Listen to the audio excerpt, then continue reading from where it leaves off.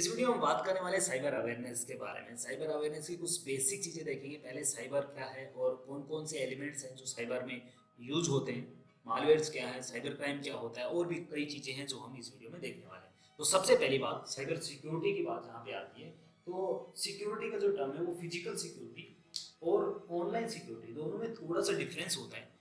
Physically safe रहना और online safe रहना दोनों में डिफरेंट है। इसलिए आपको ऑनलाइन सेफ कैसे रहना ये चार चीजें आपको पता होनी चाहिए, क्योंकि आज के टाइम में इंटरनेट पे एक बहुत बड़ा जो वर्ल्ड पॉपुलेशन का हिस्सा है वो इंटरनेट को यूज कर रहा है, और वो लोग पब्लिकली क्या है आपस में कनेक्टेड है। तो यहाँ पे रेस्पॉन्सिबिलिटी आपकी सभी की हो जाती है कि वो सिक्योरिटी के साथ में इस प्लेस का यूज करें।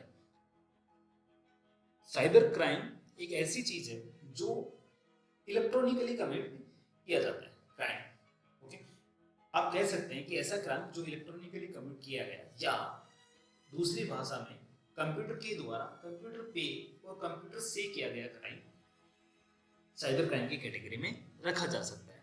यहाँ पे कंप्यूटर का जो टर्म है वो थोड़ा सा वाइड टर्म है, क्योंकि कंप्यूटर जो आपका सिस्टम, आपका लैपटॉप, आपका पर्सनल कंप्यूटर ही नहीं है।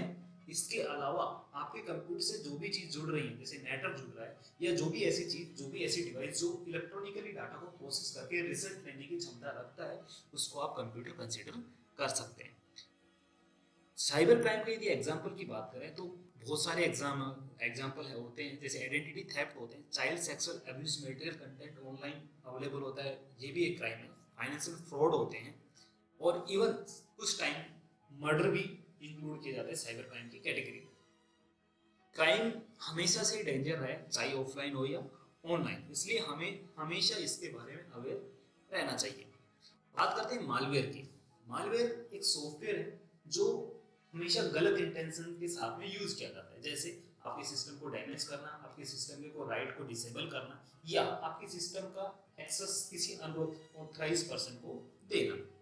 कुछ एग्जांपल्स की बात करें तो रैंसमवेयर, एडवेयर, बॉटनेट्स, ये सारे क्या हैं, मालवेयर्स के एग्जांपल हैं। या वायरस बोलते हैं, आप ट्रोजन बोलते हैं, बैकडोर बोलते हैं, रैट बोलते हैं, ये सारे क्या हैं, मालवेयर की कैटेगरी में आते हैं। रैंसमवेयर की बात करें तो रैंसमवेयर, क्योंकि रैंसमवेयर एक ऐसा टाइप है जिसमें अटैकर क्या करता है, आपके सिस्टम को या आपके डाटा को इनक्रिप्ट कर देता है, या आपके डाटा या सिस्टम को अनएक्सेसिबल कर देता है अंटिल यू पे। जब तक आप उसको कुछ रैंसम पे नहीं करेंगे तब तक वो आपके सिस्टम को, आपके डाटा को एक्सेस नहीं करने देगा, उसको इनक्रिप्ट कर देगा, या कोई और मेथोडोलॉजी जो भी वो यूज करते हैं। ओके, रैंसमवेयर हमेशा कुछ मॉलिशियस ईमेल लिंक्स के थ्रू या वेबसाइट विजिटिंग के थ्रू या कोई पॉपअप्स जो आते हैं उन पे क्लिक करने की वजह से आपको रैंसमवेयर आपके सिस्टम पे अटैक करता है। कुछ एग्जांपल्स की बात करें तो जैसे क्रिप्टो लोकर, विनलो, क्रिप्टोवॉल, वानाक्राई, ऐसे बहुत सारे ransomware time to time attacker द्वारा में पब्लिश किए जाते हैं। इसके अलावा बोट्स जो बहुत ही इंपॉर्टेंट रोल प्ले करते हैं इंटरनेट कम्युनिटी में।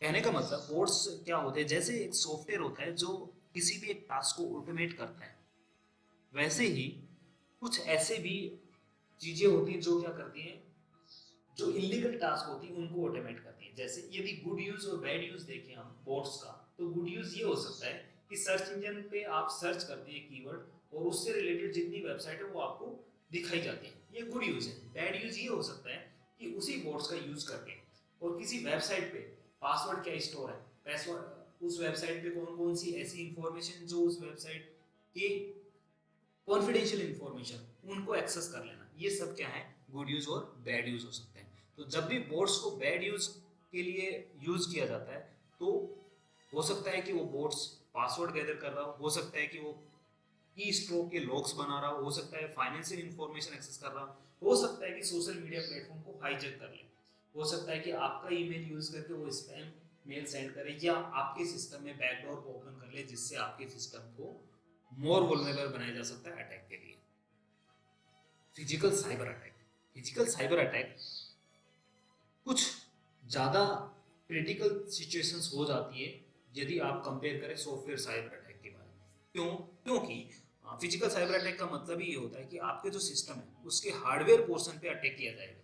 मतलब आपके हार्डवेयर में जैसे कोई एडिशनल चिप लगा दी, या आपकी जो स्टोरेज है उसको मैनिपुलेट कर लिया, तो सॉफ्टवेयर में हमेशा क्या होता है कि जब भी आप उसको स्कैन करेंगे या आप उसको एनालाइज करेंगे तो चीज़ें पता चल जाती है और उसको हम करेक्ट कर सकते हैं, लेकिन हार्डवेयर में वो चीज़ें ढूंढना थोड़ा सा डिफिकल्ट हो जाता है, क्योंकि फिर उसके ऊपर क्या चाहिए, हार्डवेयर एनालिसिस चाहिए। इसलिए हमेशा आपके सिस्टम को सॉफ्टवेयर अटैक से भी बचाना है as well as hardware attack से भी आपको बचाना है।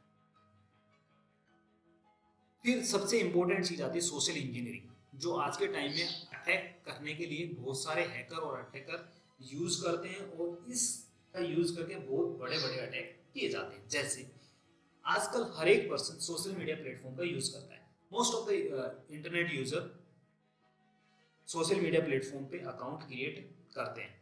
अब वो जो अकाउंट है वहां पे वो लोग अपनी पब्लिक इंफॉर्मेशन, प्राइवेट इंफॉर्मेशन, अपनी लोकेशन शेयर करते हैं, या इन पर्सन कन्वर्सेशंस जो होते हैं वो भी क्या होते हैं, वहां पे होते हैं। जैसे आपने कोई एक पोस्ट किया और उस पर किसी ने कमेंट किया, तो फिर आप वहीं पे उसका रिप्लाई देने लग जाते हैं, फिर वहीं पे वो आपकी हालचाल पूछता है। ये सारे क्या इन पर्सन कन्वर्सेशन होते हैं, लेकिन आप पब्लिकली कर रहे हैं, आपको उस टाइम पता नहीं है कि ये जो कमेंट्स है ये कोई भी रीड करता है, और वहां से क्या है, वो डाटा कलेक्ट कर सकते हैं।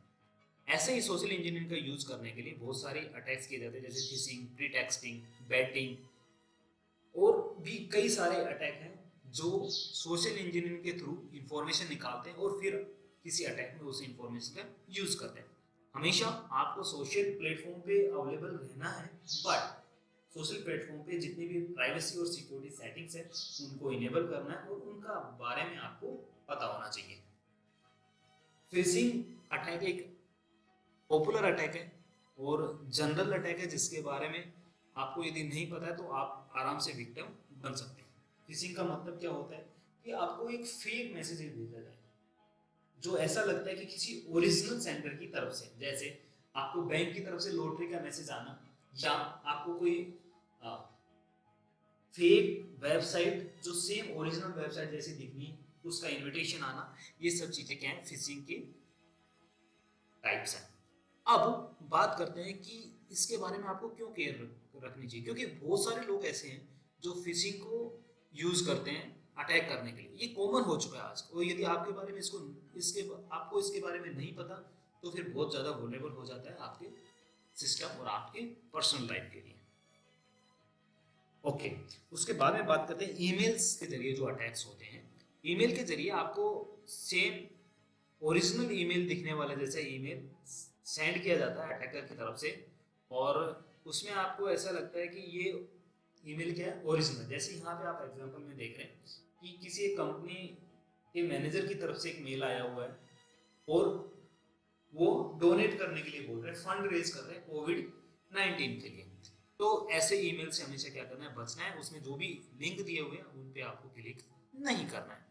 स्वेटिंग क्या होता है, बहुत सारी ऐसी एप्लीकेशंस हैं जो लोकेशन बेस्ड हैं, या जिनमें लोकेशन शेयर करते हैं आप, या आप इवन आप फोटो भी जब भी आप क्लिक करते हैं तो फोटो में भी कुछ मेटा डाटा होता है जिसमें सारी चीज़ें रिकॉर्ड की जाती हैं। वो डिपेंड करता है अलग अलग एप्लीकेशन के ऊपर। सारी चीज़ें से मतलब मेरा यहाँ पे ये है कि जैसे आपने फोटो क्लिक किया तो किस कैमरे से आपने क्लिक किया, फोन कौन सा था, और वेदर कौन सा था, टाइम क्या हो रहा था उस टाइम, और आपकी लोकेशन क्या थी, कहाँ पे ये फोटो क्लिक की, ये सारी चीजें क्या है किसी भी इमेज के मेटा डाटा पे रहती है, और वही इमेज आपने क्लिक करके किसी सोशल मीडिया प्लेटफॉर्म पे पोस्ट कर दी। अब उस इमेज का यूज करके कोई भी अटैकर आपकी इंफॉर्मेशन एक्सेस कर सकता है और उसका मिसयूज कर सकता है, और कई बार ऐसा भी हुआ है कि बहुत बड़ी प्रॉब्लम में आप फंस जाते हैं।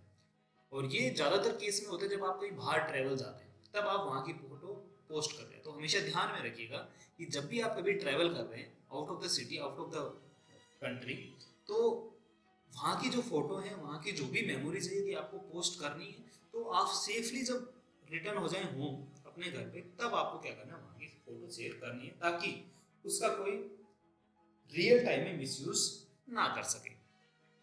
ओके, उसके बाद में बात करते हैं और कौन कौन से ऐसे अटैक्स हैं जो किए जा सकते हैं, कौन कौन सी टेक्नोलॉजी है जिनके थ्रू किए जा सकते हैं। जैसे इंटरनेट ऑफ थिंग्स होता है, इंटरनेट ऑफ एवरीथिंग भी होता है, उसके जरिए भी क्या, क्योंकि नई टेक्नोलॉजी है, इतने डेवलप नहीं हुआ है, तो उसके जरिए भी क्या है, बहुत सारी ऐसी वल्नरेबिलिटीज होती हैं जिनके जरिए क्या होते हैं, अटैक हो सकते हैं। क्योंकि आजकल क्या है, जितनी भी डिवाइस है सभी क्या है, नेटवर्क में कनेक्टेड। स्मार्ट एसी है, स्मार्ट रेफ्रिजरेटर, स्मार्ट टीवी है, सारी चीजें क्या है, नेटवर्क से कनेक्टेड रहती हैं, इंटरनेट के जरिए खुद ही इंटरनेट पे कम्युनिकेट करती हैं। तो हो सकता है कि वहां से वो कोई अटैक भी आ सकता है आपके सिस्टम में। हमेशा रिमोट एक्सेस वो एक मुझे रिमोट एक्सेस है, ब्लूटूथ है, ओपन पोर्ट्स हैं, ये भी क्या है वल्नरेबिलिटीज के एरिया में आते हैं। क्योंकि जब भी आप किसी भी चीज को एक्सेस के लिए ओपन करते हैं तो कहीं ना कहीं आपको उसकी सिक्योरिटी पॉइंट ऑफ व्यू से भी सोचना चाहिए कि यदि मैं यहाँ पे इस पोर्ट को ओपन कर रहा हूँ या इस सिस्टम को रिमोट पे दे रहा हूँ तो किस एप्लीकेशन के थ्रू दे रहा हूँ और उस एप्लीकेशन का स्ट्रक्चर क्या है, कैसे काम करती है, ये सारी चीज़ें आपको पता होनी चाहिए। अदरवाइज आपका स्मार्ट डिवाइस, मोबाइल फ़ोन, आपकी smart devices, smart home devices compromise होने के चांसेस बने रहते हैं। हमेशा आपको आपके नेटवर्क को सिक्योर रखना है। जितनी भी ऑनलाइन डिवाइसेस हैं, जितने भी वायरलेस राउटर हैं, उनकी सिक्योरिटी के लिहाज से आपको जो भी एडवांस सिक्योरिटी प्रोटोकॉल्स हैं उनको फॉलो करने चाहिए। हमेशा अप टू डेट रहना चाहिए, आपके प्रोटेक्शन सॉफ्टवेयर को अप टू डेट रखना है, एंटीवायरस हमेशा इंस्टॉल रखना है। और लास्ट थिंग, आपको हमेशा मल्टी फैक्टर ऑथेंटिकेशन को इनेबल करना है जहां पे भी आप लॉगिन ऑथेंटिकेशन दे रहे हैं। जैसे आप सोशल मीडिया पे यूज कर रहे हैं, फेसबुक यूज कर रहे हैं या दूसरा कोई प्लेटफॉर्म यूज कर रहे हैं, वहां पे क्या करना है, आपको मल्टी फैक्टर ऑथेंटिकेशन को इनेबल करना है। पासवर्ड्स एक इंपॉर्टेंट चीज हो जाती है। जब भी आप किसी सिस्टम को एक्सेस करते हैं तो पहली जो लेयर आती है सिक्योरिटी की वो होती है पासवर्ड, और यदि वही आपने वीक रखी हुई तो फिर आपकी सिक्योरिटी हमेशा ब्रीच होने के चांसेस रहते हैं। तो हमेशा आपको डिफरेंट अकाउंट के लिए डिफरेंट पासवर्ड यूज करना है, लॉन्ग पासवर्ड यूज रखना है। पासवर्ड में मिक्स होना चाहिए अपर केस का, लोअर केस का, लेटर, नंबर्स और सिंबल्स का। आपके पासवर्ड को आप हमेशा क्या करें, मंथली रीसेट करें और हो सके तो पासवर्ड मैनेजर का यूज करें। क्योंकि जब आपके बहुत सारे अकाउंट हो जाते हैं और उनके पासवर्ड भी आप मंथली यदि आप रीसेट करेंगे तो फिर इतने सारे पासवर्ड आप याद कैसे रखेंगे। उसके लिए आप पासवर्ड मैनेजर यूज कर सकते हैं। पासवर्ड मैनेजर यूज करने के लिए भी आपको क्या करना है, जो भी लीगल पासवर्ड मैनेजर्स हैं, जो भी ऑथराइज पासवर्ड मैनेजर है, जो किसी रेप्यूटेड कंपनी से या रेप्यूटेड ऑर्गेनाइजेशन की तरफ से पासवर्ड मैनेजर प्रोवाइड किए जा रहे हैं, उनका यूज करें। कभी भी जो आपको किसी ने रेफर किया या इंटरनेट पे अवेलेबल था और आपने डाउनलोड कर लिया, ऐसे पासवर्ड मैनेजर का भी यूज नहीं करना है। हमेशा साइबर अवेयर रहना है। जब भी आप किसी भी नेटवर्क में कनेक्ट हो तो ध्यान रखें प्रोटेक्शन का हमेशा।